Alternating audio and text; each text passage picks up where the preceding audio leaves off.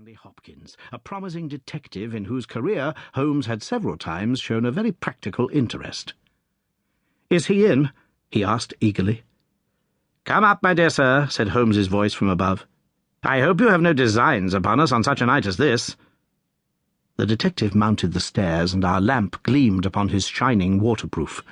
I helped him out of it, while Holmes knocked a blaze out of the logs in the grate. "Now, my dear Hopkins, draw up and warm your toes," said he. "Here's a cigar, and the doctor has a prescription containing hot water and a lemon, which is good medicine on a night like this. It must be something important which has brought you out in such a gale." "It is indeed, Mr. Holmes. I've had a bustling afternoon, I promise you. Did you see anything of the Yoxley case in the latest editions?" "I've seen nothing later than the 15th century today." "Well, it was only a paragraph, and all wrong at that, so you've not missed anything. I haven't let the grass grow under my feet. It's down in Kent, 7 miles from Chatham and 3 from the railway line. I was wired for at 3:15, reached Yoxley Old Place at 5, conducted my investigation, was back at Charing Cross by the last train and straight to you by cab." "Which means, I suppose, that you are not quite clear about your case." "It means that I can make neither head nor tail of it. So far as I can see, it is just as tangled a business as ever I handled, and yet at first it seemed so simple that one couldn't go wrong. There's no motive, Mr. Holmes. That's what bothers me. I can't put my hand on a motive.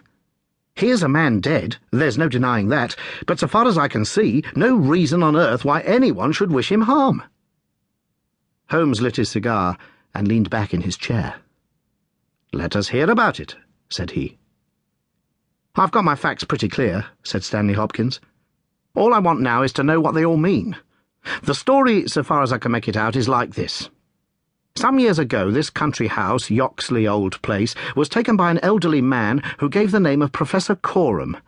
He was an invalid, keeping his bed half the time, and the other half hobbling round the house with a stick or being pushed about the grounds by the gardener in a bath chair. He was well liked by the few neighbours who called upon him, and he has the reputation down there of being a very learned man. His household used to consist of an elderly housekeeper, Mrs. Marker, and of a maid, Susan Tarleton. These have both been with him since his arrival, and they seem to be women of excellent character. The professor is writing a learned book, and he found it necessary about a year ago to engage a secretary. The first 2 that he tried were not successes, but the third, Mr. Willoughby Smith, a very young man straight from the university, seems to have been just what his employer wanted. His work consisted in writing all the morning to the professor's dictation, and he usually spent the evening in hunting up references and passages which bore upon the next day's work. This Willoughby Smith has nothing against him, either as a boy at Uppingham or as a young man at Cambridge. I have seen his testimonials, and from the first he was a decent, quiet, hard-working fellow, with no weak spot in him at all.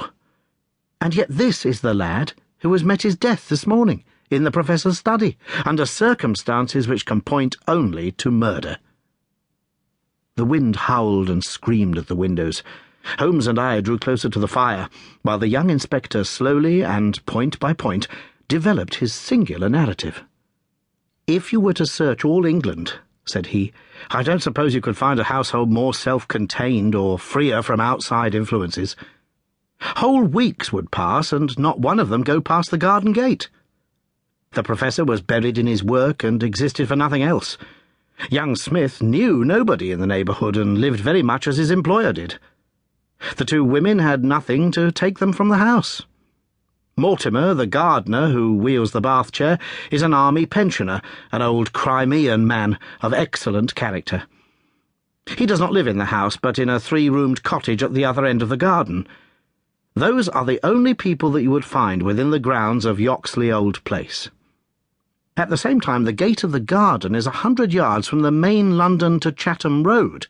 It opens with a latch, and there is nothing to prevent anyone from walking in. Now, I will give you the evidence of Susan Tarleton, who is the only person who can say anything positive about the matter.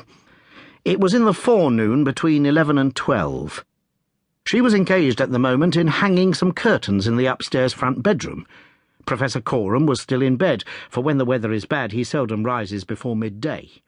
The housekeeper was busied with some work in the back of the house. To keep listening to this audiobook, I've left you a link in the description so you can do it, at no cost thanks to Audible's 30-day free trial.